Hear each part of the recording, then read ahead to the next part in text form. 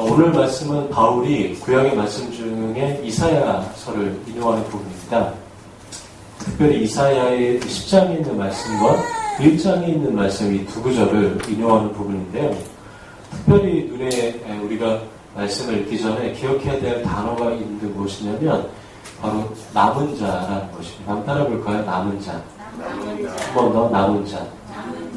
이 남은 자라는 이 말의 원래 의미는 무엇이냐면 그 전쟁을 치르고 그 전쟁 이후에 생존해 있는 자들, 그러니까 아무래도 소수겠죠.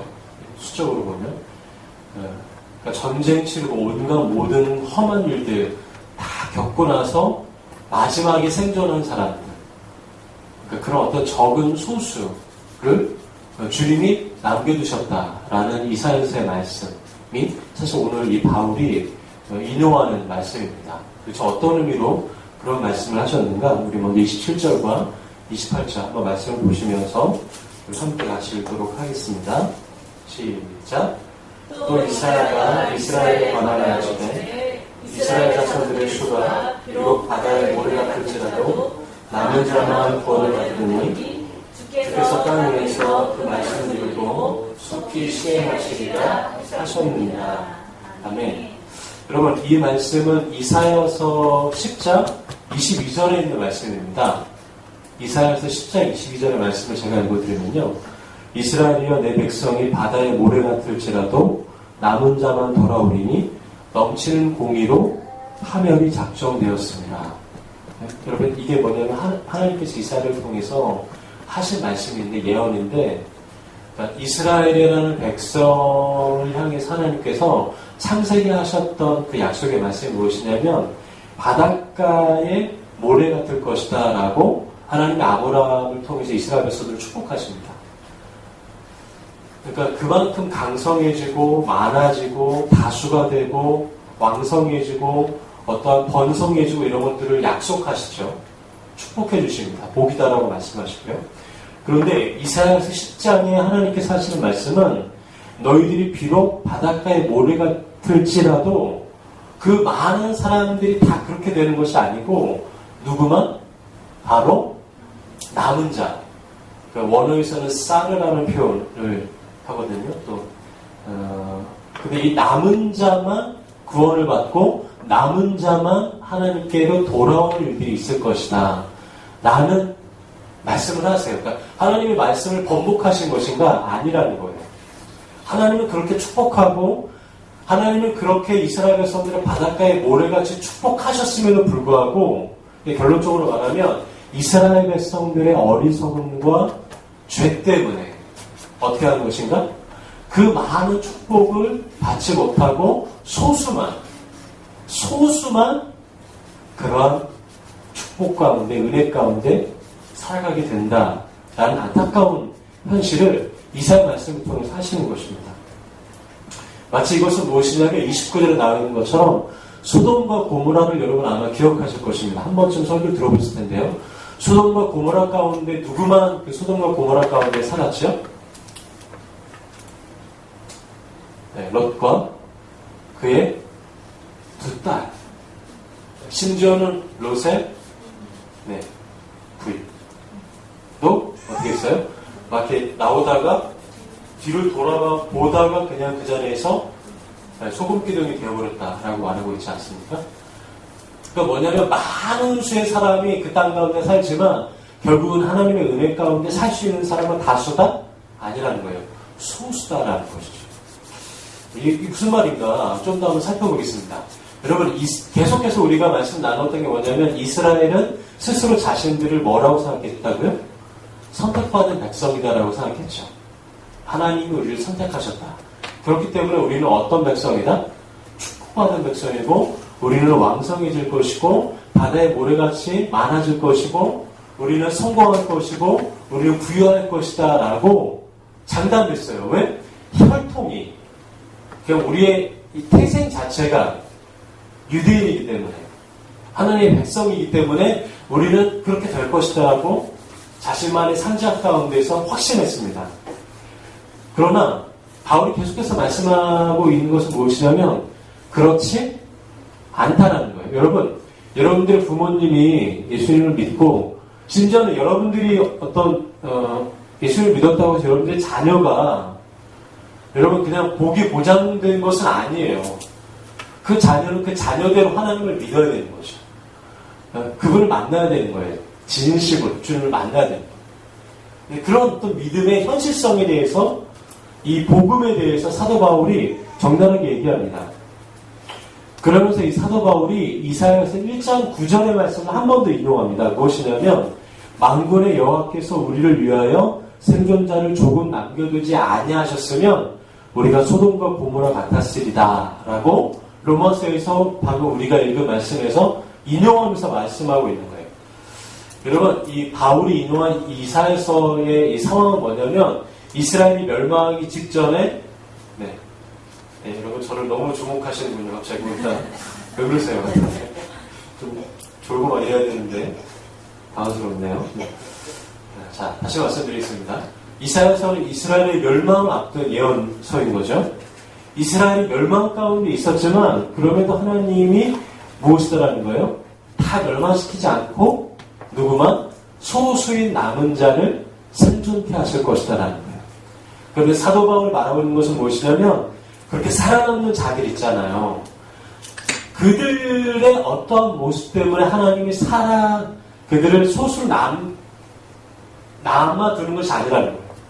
다시 말하면 그 사람들이 착하고 그 사람들이 어떤 이렇게 기도도 많이 하고 그 사람들이 헌금도 하고 예배도 드리고 그래서 내가 그들을 살려두는 것이 아니고 전적으로 무엇이다라는 거예요? 그런 자신들의 모습과 공로가 아니라 하나님이 선택하셨다라는 거예요. 하나님의 주권으로 남은 자들을 선택하시고 그들을 살려주시기로 결정하셨다라는 거죠. 자, 그러면 여기까지 우리가 들으면 한 가지 질문이 떠오를 수 있습니다. 그것은 무엇이냐면 그러면 하나님이 남겨두신 자가 누구냐라는 거예요. 여러분 하나님이 남겨두신 이 작은 자가 누구일까?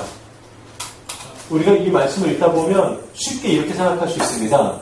하나님이 남겨두신 자가 이스라엘이구나. 이스라엘의 어떤 소수겠구나. 근데 이 말씀을 잘 읽다 보면 사실 사도 바울의 그 마음 가운데, 입장 가운데, 견식 가운데 살펴보면 사실은 여기서 말씀하고 있는 남은 자는 이스라엘이 아니에요. 결론적으로 말하면 누구시냐면 예수 그리스도십니다. 이사야서의 남은 자를 이 로마서의 바울이 어떻게 해요? 재해석하고 있는 것입니다. 주님께서 하나님께서 남기우신 분이 누구인가? 바로 예수 그리스도를 우리를 위해서 남겨두셨다라는 것입니다. 우리 한번 29절 한번 읽어보시면 좋겠습니다. 29절 시작. 또한 이사야가 미리 말하마 만일 만군의 주께서 우리에게 시를 남겨두지 아니하셨더라면 우리가 소돔과 같이 되고 고모라와 같았으리로다 함과 같으니라. 아멘. 특별히 우리가 눈에 들어오고 주목해야 될 단어가 무엇이냐면 29절을 보면 시라는 단어입니다. 시를 남겨두셨다라는 겁니다. 하나님이 남겨두신 것이 무엇인가? 시다라는 겁니다. 시. 여러분 이 부분을 유지피터스나 메시지에서는 이렇게 표현하고 있어요. 한번 들어보십시오. 능하신 우리 하나님께서 우리에게 살아있는 자녀를 유산으로 남겨주지 않으셨더라면 우리는 유령 마을처럼 소돔과 고모라가 되고 말았을 것입니다. 여러분 시라는 단어가 메시지에서는 어떻게 번역하고 있냐면 살아있는 자녀라고 표현하고 있습니다. 자, 정리해 볼게요. 하나님께서 다수가 아닌 소수 남은 자를 남겨두셨어요. 근데 그 남은 자가 무엇인가? 씨예요. 그 씨는 누구인가? 바로 살아있는 자녀라는 겁니다. 그 살아있는 자녀는 무엇일까요? 그 살아있는 자녀, 살아있는 자손, 살아있는 그 씨가 바로 누구시냐면 예수 그리스도십니다. 갈라디아서 3장 16절을 보시면 그 살아있는 자녀, 살아있는 자손에 대해서 이렇게 너무나 분명하게 바울이 설명하고 있는 부분이 있습니다. 한번 들어보십시오. 이 약속들은 아브라함과 그 자손에게 말씀하신 것인데 여럿을 가리켜 그 자손들이라 하지 아니하시고, 자 여기에요. 오직 한 사람을 가리켜 내 자손이라 하셨으니 곧 그리스도라. 여러분, 오직 한 자손을 가리키시는데 그 자손이 누구예요? 그 씨가 누구예요? 그 자녀가 누구냐면 그리스도 예수시라는 것입니다. 그분을 통해서 새로운 믿음의 약속의 자녀, 언약의 자녀들이 태어나게 하시는 거예요. 여러분, 우리가 누굴까요? 예수 그리스도의 자녀이고요. 여러분, 여러분들 누굴까요? 바로 예수 그리스도의 자녀예요. 약속의 자녀인 거예요. 그 씨앗에서 믿음으로 아버지를 아버지라 부르는 약속의 자녀가 바로 저와 여러분들인 것입니다. 좀 이해가 되시죠? 이 단어가. 여러분, 사도 바울이 씨에 대해서 재해석하고 있는 것입니다. 아브라함과 이삭의 그 씨앗이 육체적으로 혈통적으로 이삭과 아브라함의 씨앗을 넘어서 바로 예수 그리스도이심을 말씀하시면서 그분을 믿음으로 믿는 자마다, 그분을 받아들이고 십자가를 받아들인 자마다 우리가 그 씨앗의 자녀가 된다는 사실을 사도 바울이 유대인들에게 그토록 강력하게 지속적으로 반복해서 말하고 있는 것이죠. 근데 여러분, 유대인들은 이 사실을 받아들이지 못하는 거예요. 왜? 육신의 자녀, 혈통의 자녀, 아브라함이라는 자녀, 유대인이라는 그 한계를 뛰어넘지 못하기 때문에, 그래서 예수 그리스도가 약속의 씨다라는, 메시아다라는 그 사실을 어떻게 해요? 절대로 받아들이지 못합니다. 안타깝게도. 그래서 어디에 걸려 넘어지는 거예요? 그 예수님께 걸려 넘어지는 겁니다. 마치 돌에 걸려 넘어지듯이 유대인들이 예수님이라는 분에게 결국은 걸려 넘어지는 일들이 반복되어지는 거예요. 여러분, 맞아요. 내 행함, 또 나의 선함, 내가 행하고자 하는 어떤 것들로 그렇게 주님께 나가려고 하면 우리가 어디에 부딪히는 줄 아세요? 바로 십자가에 부딪힙니다. 믿음에 부딪혀요. 예수 그리스도께 부딪힙니다. 우리의 행위와 우리의 모습과 내가 어떤 것을 이렇게 했다라는 그 행위와 율법을 주장하다 보면 우리는 결국 그분의 십자가 앞에 부딪히게 되는 것입니다. 여러분, 내 행함과 내 능력과 내 선함만 붙잡고 신앙생활 하려고 하잖아요. 그러면 그 신앙생활이 행복할 수가 없습니다. 십자가 앞에 걸릴 수밖에 없어요. 우리는 단지 예수 그리스도에 의해서 구원받고 그분으로 인해 오직 은혜로 말미암아 양자의 신분이 된 사실을 믿음으로 받아들여야 되는 것입니다. 그분이 나의 가장 소중한 분이심을 우리는 기억해야 되는 것입니다. 그래서 그 예수 그리스도의 이름이 나의 삶의 보물이요, 나의 삶의 능력임을 고백하는 것이 우리 가운데 가장 중요한 것입니다. 내가 어떻게 하고 내가 무엇을 하는 것 그 이전에 예수님의 이름을 부르는 것이 우리에게 가장 중요한 것임을 우리는 기억해야 할 것입니다. 30절과 31절 같이 한번 읽어보도록 하시겠습니다. 그런즉 우리가 무슨 말을 하리요? 의를 따르지 아니한 이방인들이 의를 얻었으니 곧 믿음에서 나누요 의의 법을 따라간 이스라엘은 율법에 이르지 못하였으니. 아멘. 여러분, 여기 굉장히 중요한 복음 개념이 나옵니다. 의의 법이라는 단어가 나옵니다. 한번 따라 보실까요? 의의 법. 한 번 더, 의의 법.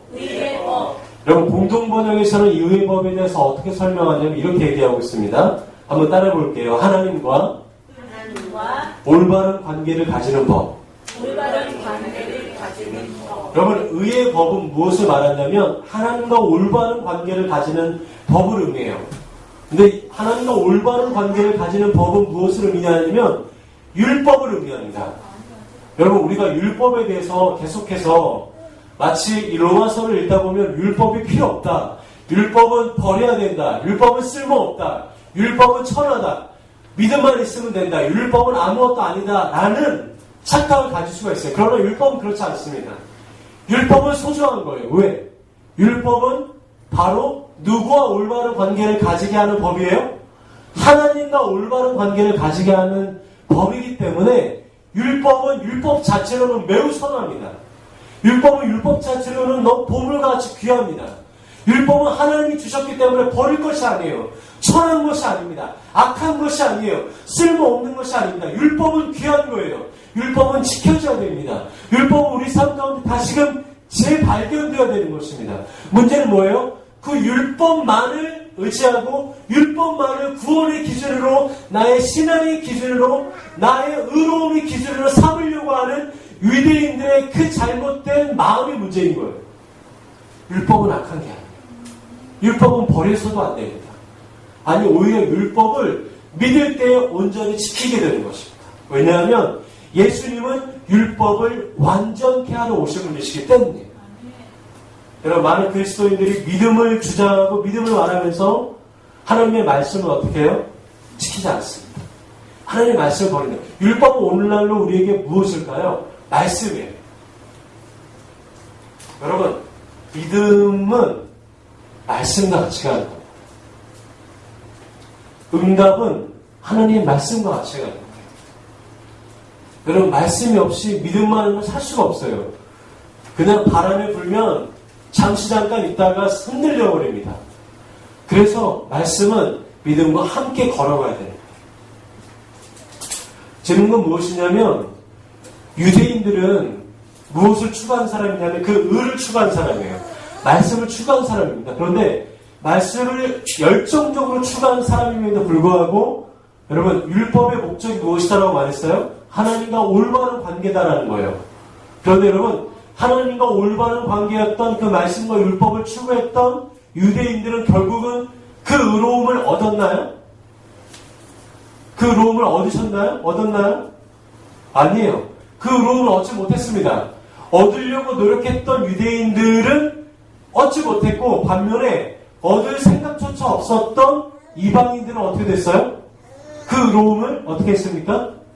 믿음으로 얻었다라는 거예요. 여러분, 이건 마치 뭐와 똑같냐면, 이것과 똑같습니다. 온갖 사냥도구를 다 챙겨요.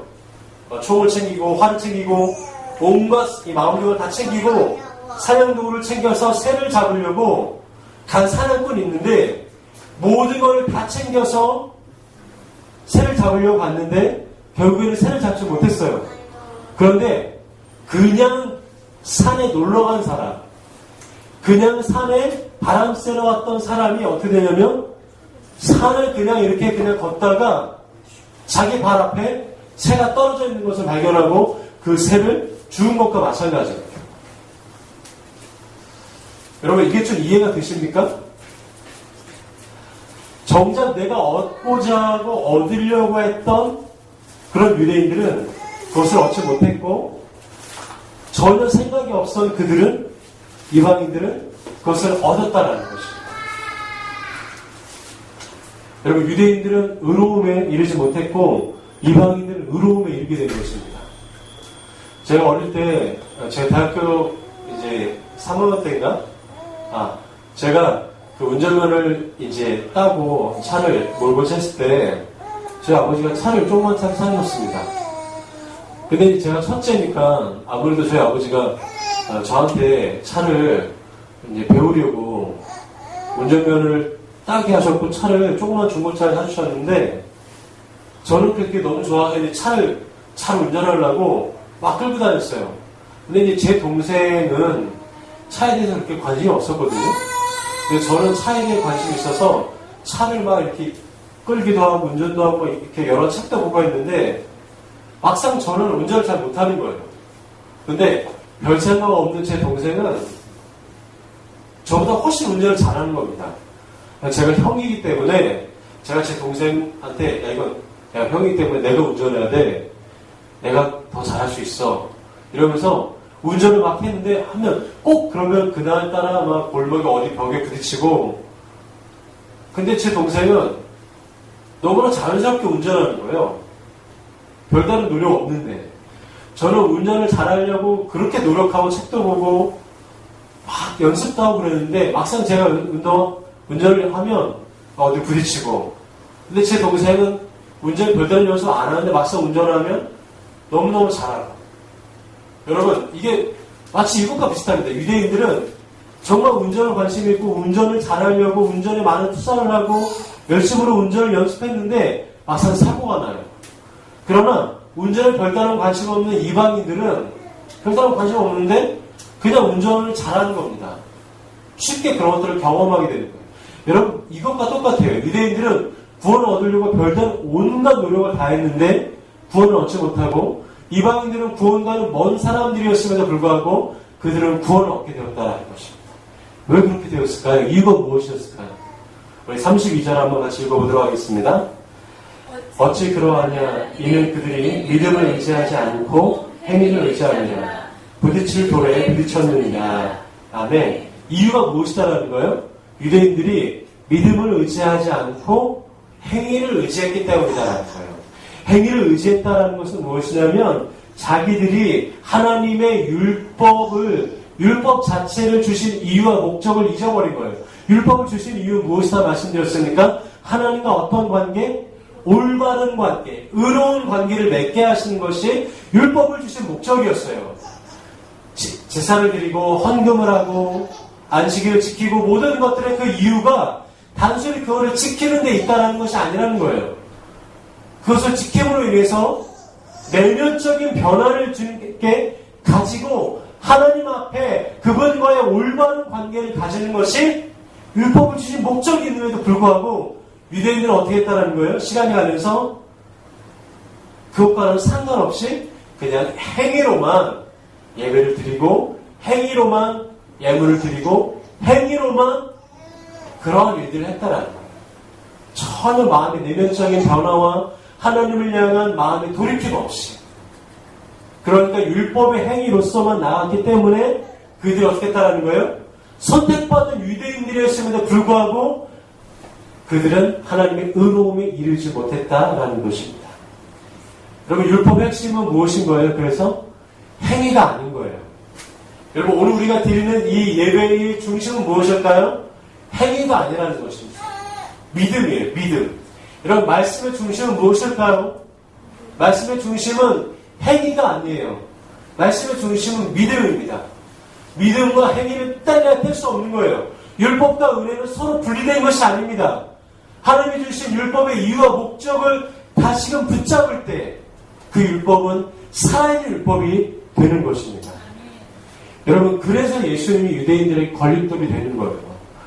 행위로서만 나아가져 있던 유대인들에게 믿음을 말씀하시고 내면적인 변화를 말씀하시고 진정한 하나님과의 깊은 관계를 말씀하셨던 그 예수님이 걸림돌이 될 수밖에 없는 것입니다.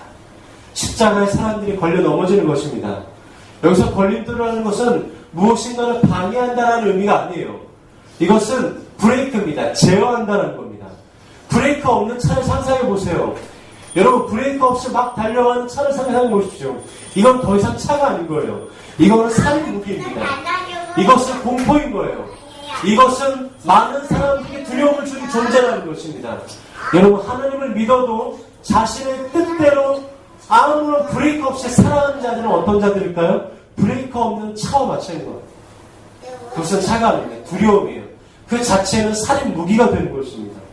사람이 자신의 뜻대로 살아갈 때, 하나님의 브레이크와 제어 없이 살아갈 때 너무나 심각한 문제를 일으킨다는 것을 우리는 말하지 않아도 알고 있습니다.